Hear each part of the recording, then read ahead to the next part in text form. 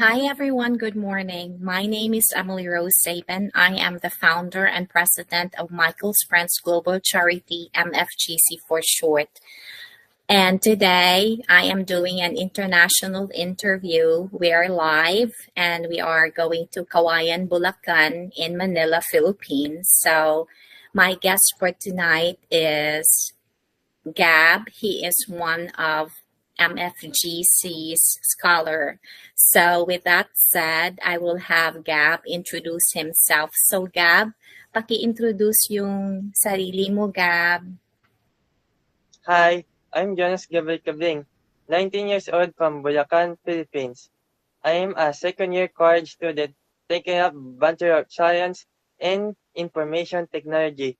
I graduated in senior high school with average grade of 99.99%. Oh, wow. Congratulations. That is very impressive. Thank you so much, Gab. So, Gab, ngayon, eto na yung mga tanong ko sa'yo. Mahilig ka ba magbasa or gusto mo bang magbasa? Yes, Okay. So, sa natatandaan mo, ilang taon ka na nag-start kang magbasa?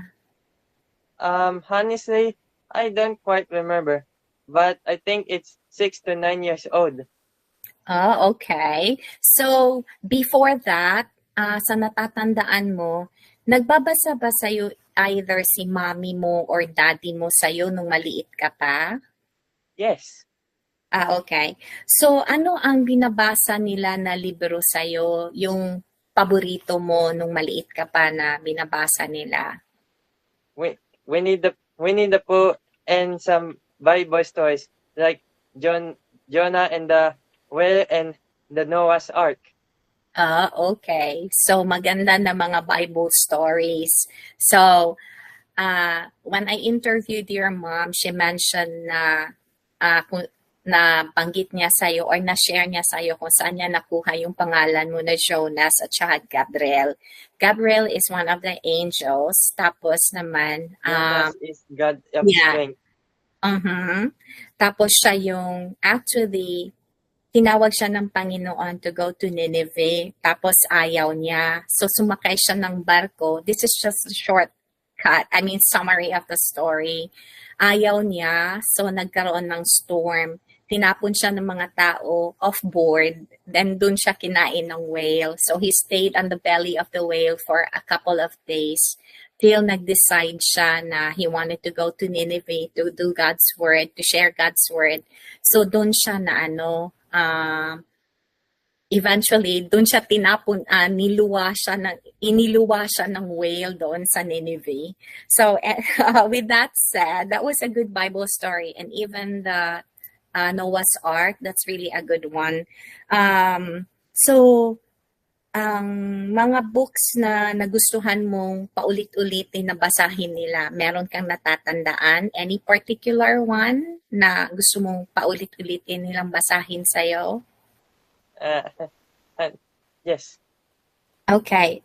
Ano yun? Anong libro yun kung natatandaan mo? Encyclopedia sa mga bata. Okay. Yeah, I wish meron pang mga encyclopedia ngayon kasi nung maliit pa rin kami, meron kaming mga encyclopedia na naka-display ng mami ko. I think wala nang mga encyclopedia ngayon. Yung parang they come on sets na inaano house to house, mga ganon. Wala na ngayon. So, I think more or less ngayon it's digital na or through internet, but the book age.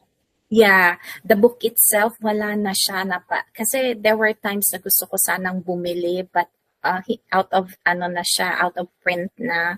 So ngayon naman nung natatandaan mo ba nung maliit ka pa kung meron kang mga characters na gusto or any superheroes na nagustuhan mo? Not necessarily superhero na yung or any human being. Human being naman talaga. So I mean, any person, regular person na nagustuhan mo as your superhero. Yes. It's Okay. my mom and my dad. My mom Okay. and dad. So, pwede mo bang i-share kung anong qualities na bakit mo na ano na sila ang superheroes mo? Yes. They always take care of me and each other. They always love each other. Usually, na support kami na iba't iba kahit may mistakes kami gawa. Ah, okay, that's so sweet. And I know you miss your dad so much, siguro, very, very much. So, anyway, I know he's very proud of you at this very moment, and as always, he's always proud of you. He's watching So, from us. yeah, that's so true. He's your angel now. May extra angel ka na. Isa sa tanong ko sa'yo, meron ka bang motto, any word or quote na gustuhan mo na you go by each day not to keep you on going? Yes. Okay. Think positive. Do not think negative. Keep on going to success. Oh, that's a good one. Yeah. In life, yeah, we always have to keep on positive and keep on going. Yeah, that's a very good one. So, ano naman, ngayon, Gab, I know you are second year college, right? Yes. Ano ang gusto mong kunin? And kung matapos ka, ano ang gusto mo maging after you graduate in college? Animator. Ah, wow. Is it like yung magawa ng mga cartoons, anime, or digital? Yes. Okay. Digital animation. Oh, wow. Digital graphics. Yeah, gaya ng youngest ko, si MJ. He likes to be an anime. He wants to do animation. So that's what he's gonna take after he's graduating this year. So magka-college siya by next year, hopefully, God willing, na magpatuloy siya na but he always wanted to do animation. So digital graphics, graphic design, basically. So ano na ngayon? Meron ka bang what do you call this one? May encouragement ka bang mabibigay sa mga teens na kagaya mo? So any word of encouragement sa kanila? Yes. Don't give up on your dreams. Keep on trying until you succeed.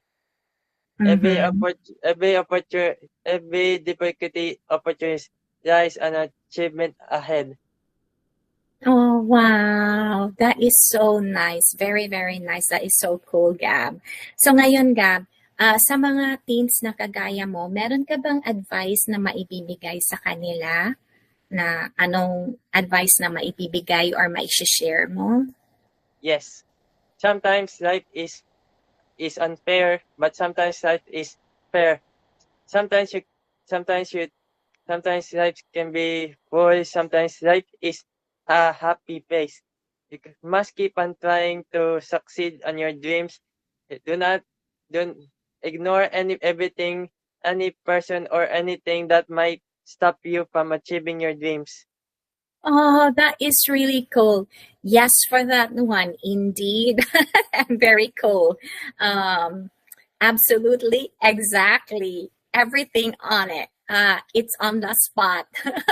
Paano ba I can say, go preach it. Okay. So, Gab, sa ngayon, I just wanted to say maraming salamat sa oras na ibinigay mo sa akin. I know na you're going to school soon at saka very busy ka. So, I really appreciate na in-accommodate mo ako, and thank you so much for the privilege of your time. And kids, kung meron kayong, if you have any questions, just send it to me and I'll have Gab answer it. So Gab will be happy to answer your questions. So coming from the United States in Providence, Rhode Island, I just wanted to say good morning and good night on my end. And from the Philippines, Gab. Thank you. Okay. Maraming salamat. I was Bye. hoping God would say good night, Good everyone. night. So, magandang gabi sa inyong lahat. Till next time. God bless. Bye. Bye.